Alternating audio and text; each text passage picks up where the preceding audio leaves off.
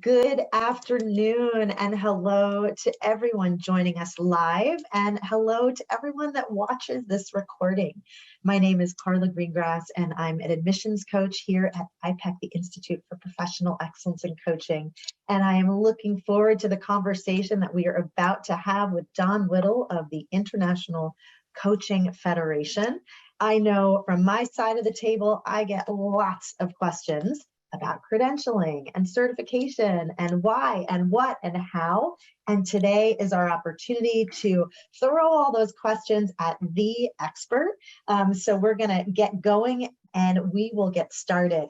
Don Whittle is the ICF membership director, and he's been with the organization since 2017.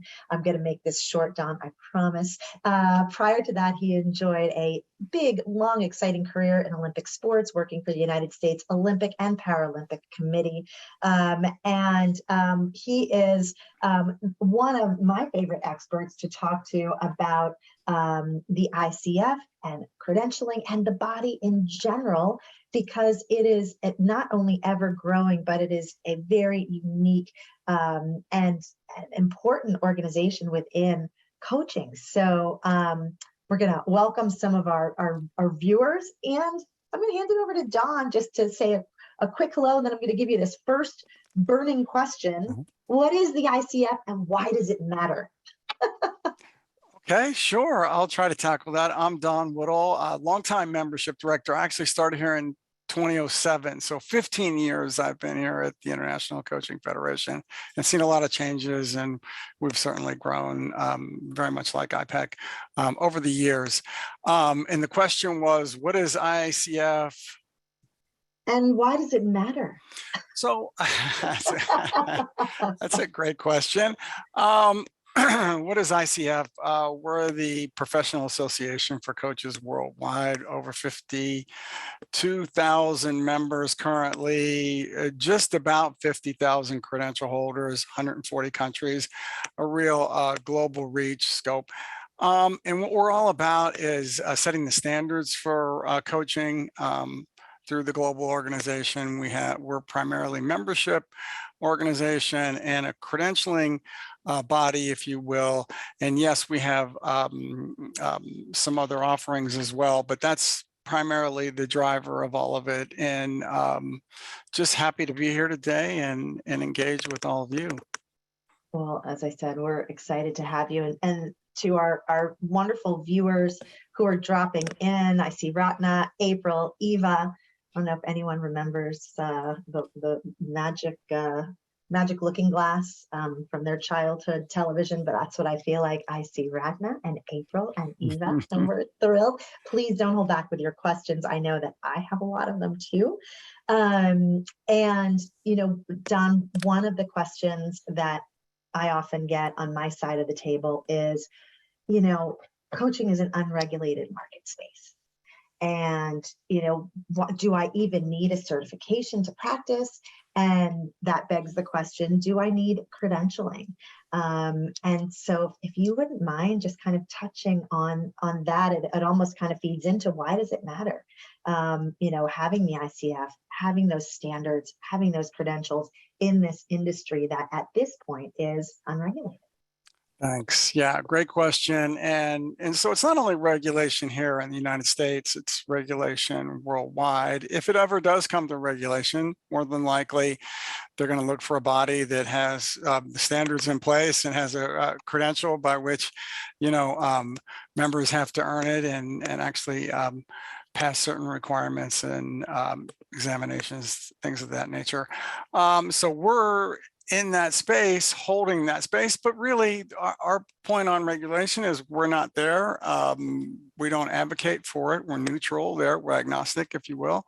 But so for the profession itself, it's grown in leaps and bounds, obviously, over the last, 10, 15, even 20 years, where it's gotten to a point where I think more businesses and end users of coaching are trying to say, okay, well, yeah, we want to hire some coaches here. and we want the best coaches. Who are they? I mean, and by what standard is everyone measured? And the credential, the ICF credential has really gone a long way there. We've done a lot of studies on it, and it keeps coming in more and more that people, when they are looking for coaches, are looking for coaches that have some kind of certification or credential by which the consumer can use. Yeah. Well, that makes total sense, right? Because the industry is growing. I think you can speak to that at some point, but the industry is growing. Recognition of coaching as a critical and key modality, not only personally but professionally, is I think exploding. That's just me saying that, but I think it's exploding based on job listings and conversations and articles, and as it grows, consumers will have that understanding of what it is. But then, right, how do I choose someone? How do I determine who among all these coaches out there might be best suited for me and has the experience, the hours to make me feel comfortable, I guess, as a consumer? Absolutely.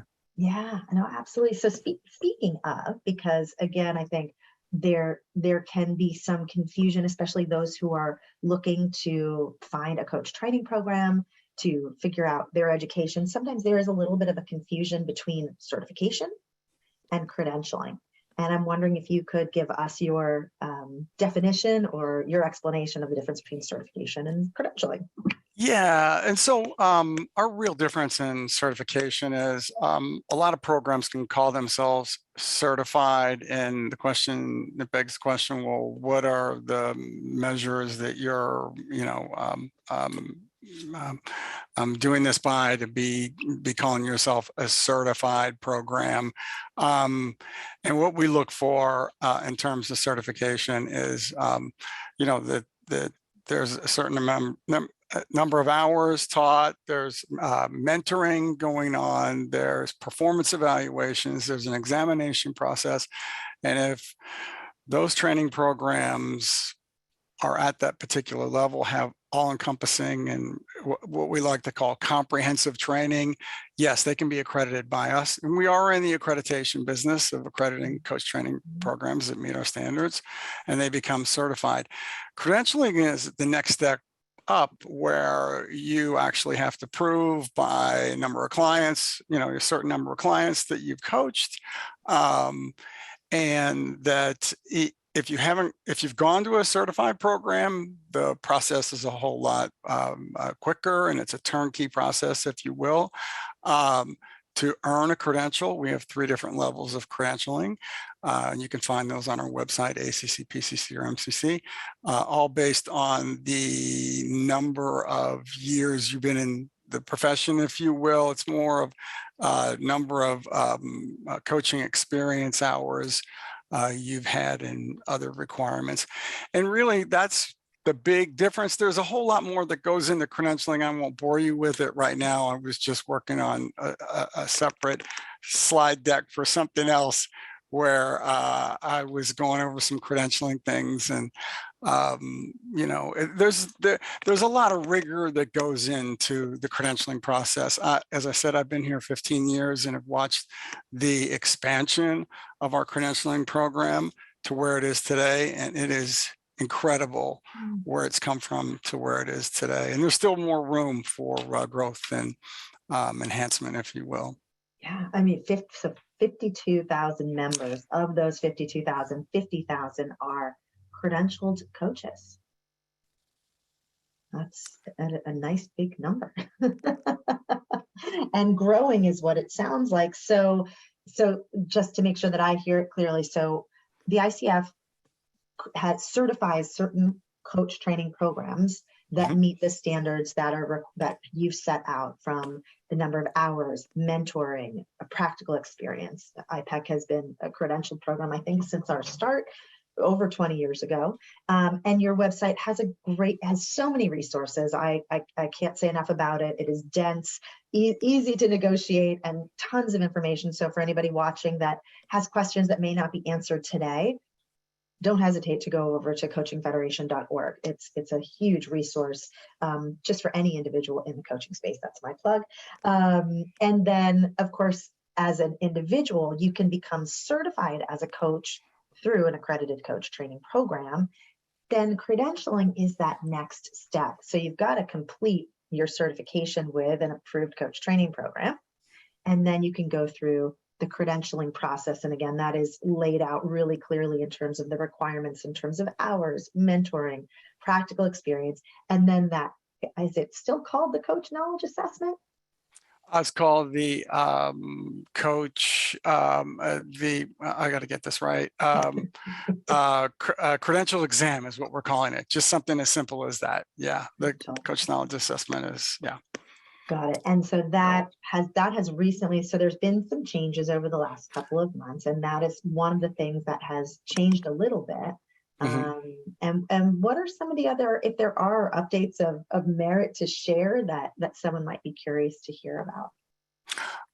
Specifically about the examination, or just in general? I'll take both, but let's start with the in general, and then we can move on to specifics. Yeah, sure. So in general, there's been some enhancements and changes and requirements, if you will, for accreditation, and I won't bore you with all that. That's more of ICF to the training programs. And the examination changed earlier this year, just a couple months ago. We're in September. It was a month ago. All the months kind of run in together here. I'm going to blame that on COVID. Anyways, and so there's a new credentialing examination. It's now available where you could take it at a test center. Pearson is the company we're partnered with on that to do the examinations. And there's also a way to do it online where it's proctored. So it's definitely taken the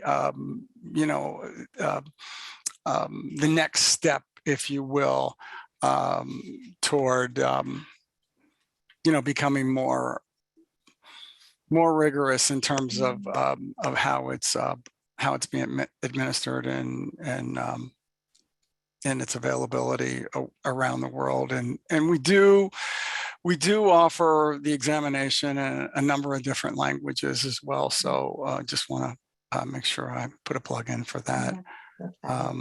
So yeah, it seems to be an excellent test. And as far as I know, I haven't heard any if there was any changes, the test becoming harder or anything of that nature, but I'm confident that it's a good test. So yeah. And what about that is, I guess, important for the industry as a whole? The idea that it's now more easily or accessible globally in these testing centers, that it's a little more, I don't know, I'm not sure what the word is, but what about that was important for the ICF to update that? I think it all is important for us as we go down this path to maybe even being recognized by the International Standards Organization, ISO standards, which is out there. We haven't gotten there yet. We're close.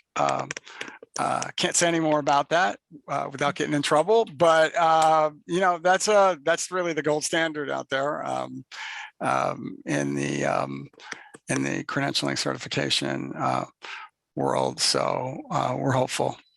I want to have my Barbara Walters moment and have you say more. So I can just go for the Oprah moment and have you cry. I'm not sure which one I want to go for. But it's exciting. It's exciting times. I mean, there's a lot of credential holders. There's a lot of people coming in for the credential and membership, and it's exciting times for coaching.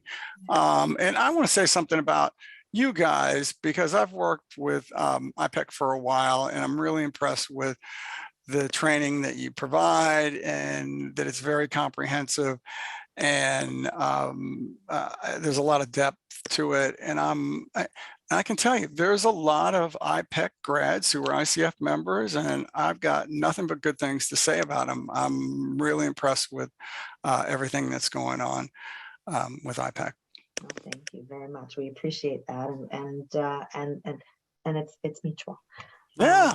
Yeah, absolutely. So just to remind folks that you have the opportunity to ask questions, and I see a few of them coming in, so I'm just going to dig in. I know that the first question we have, April, thank you so much, is April's interested in understanding if there's a certification in coaching in healthcare versus other industries. So it sounds like, April, you're looking to understand whether you can become a certified coach in a particular area or industry. Let me know if that's right, Don. So yeah, so we don't have a credential, if you will, for healthcare. I'm not saying we won't someday. It may be take a more of a form of a micro credential. I know there's another really large organization that does micro credentials as well. But there's a lot of training programs out there that focus on wellness coaching, and I'm sure you guys at IPEC do a really good job covering that as well. I know it's really important in terms of being a really strong niche right now in coaching.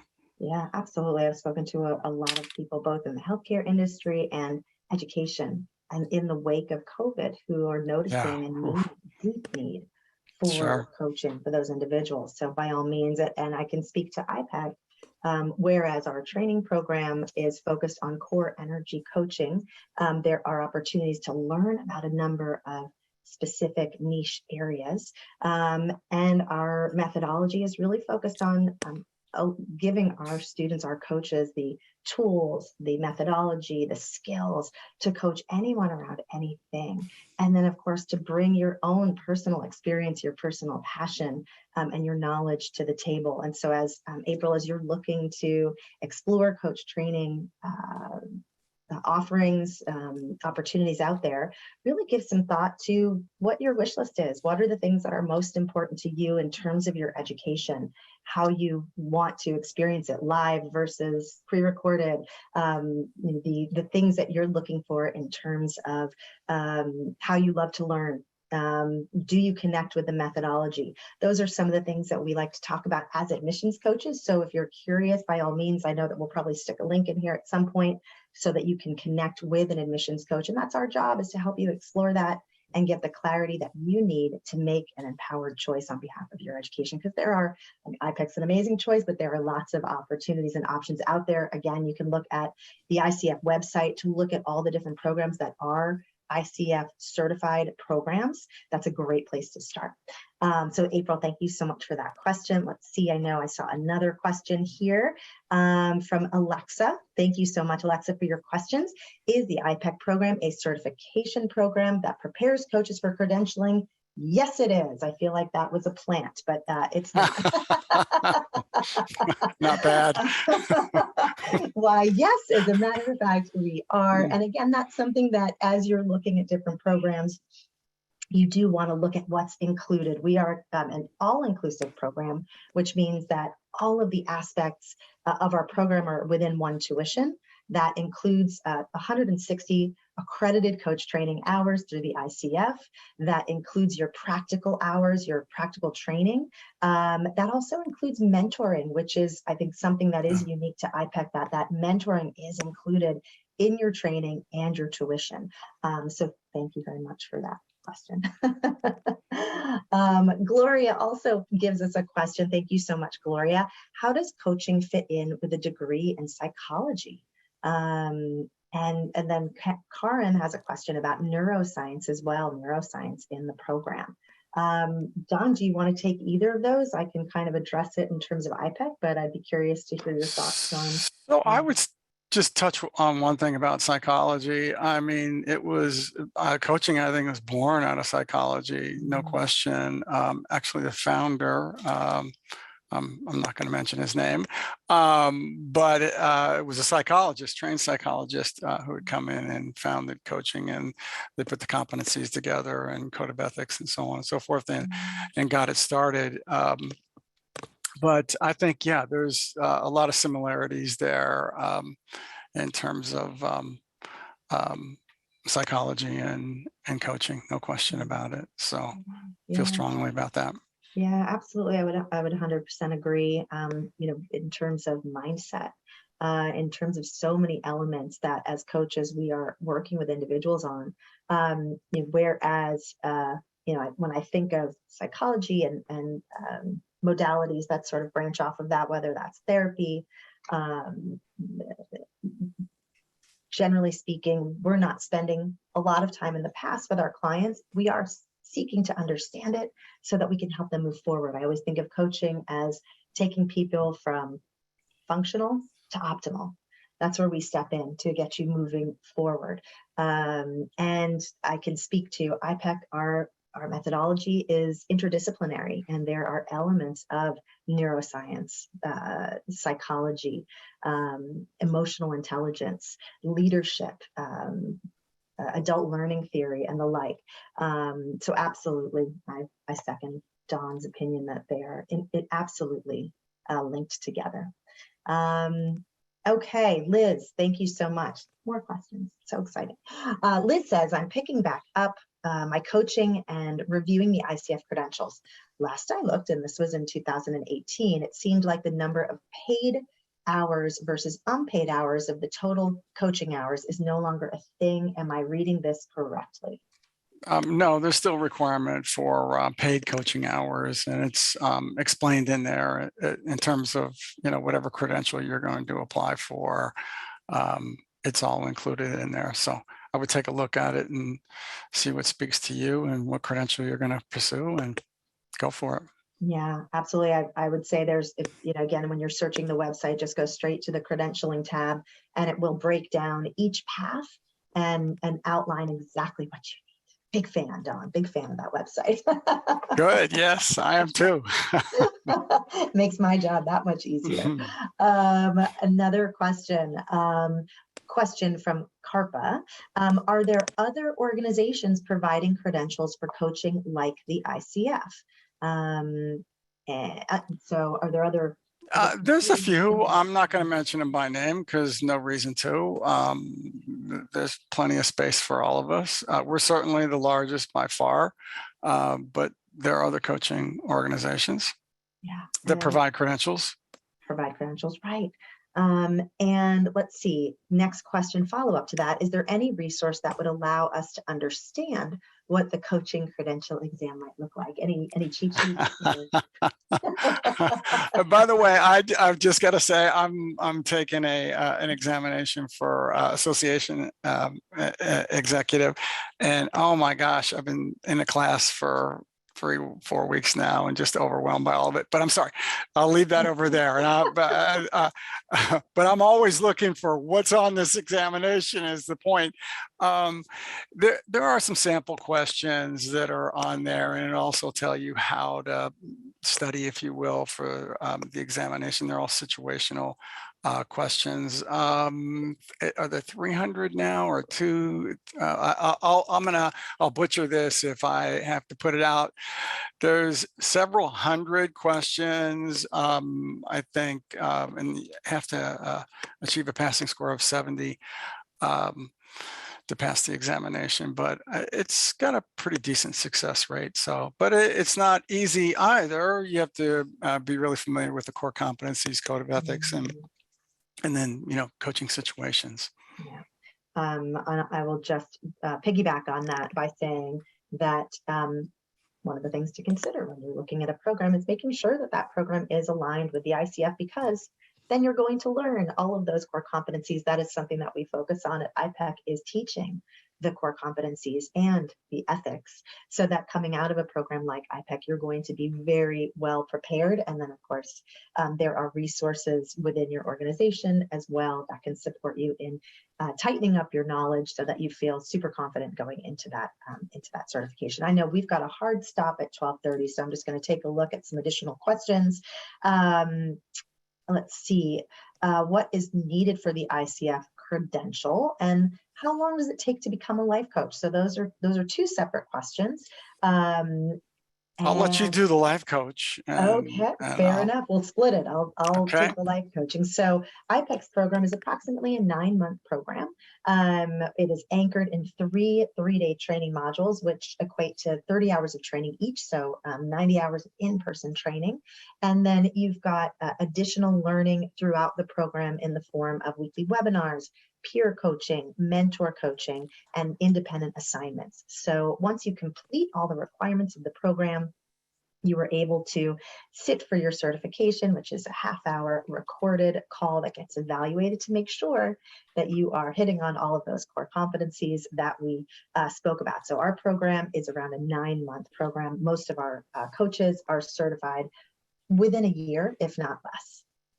And I'm sorry, what was my question? I apologize. I should. That is okay. It is what is needed for the ICF credential. So I would direct you to the website, coachingfederation.org, and under Credentials and Standards tab, there is a place to go and look at all the different credentials and the requirements. And then there's a way to take a credential survey, which is under the Apply Now tab, and it'll determine which path you'll follow for whichever credential you are eligible to go after.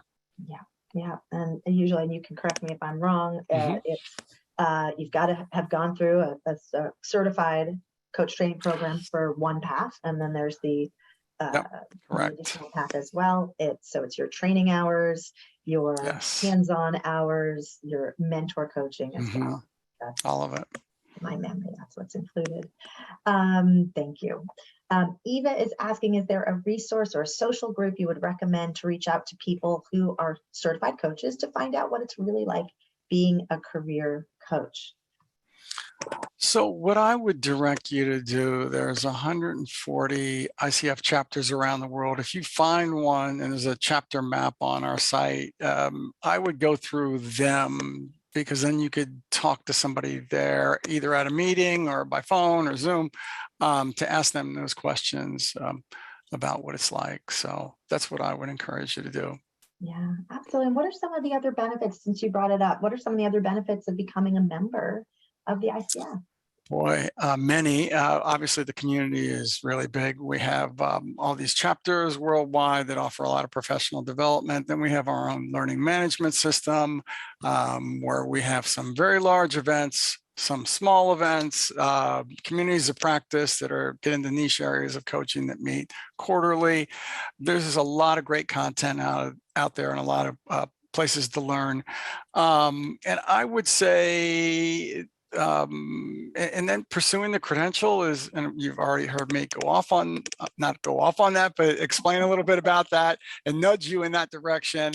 I would definitely encourage you, if you really want to become a coach and remain a coach for a number of years, you certainly want to invest in yourself for a credential. Absolutely. So I realized that some people dropped questions into the Q&A.